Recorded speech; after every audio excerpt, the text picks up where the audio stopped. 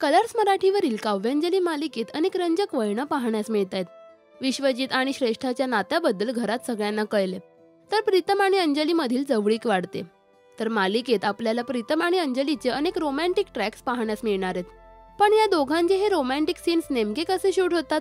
मालिकेतील प्रीतम म्हणजेच अभिनेता आदिश वैद्यने रोमॅन्टिक सीन्स शूट होतानाचा एक behind the scene video share केला. पहा हा खास व्हिडिओ.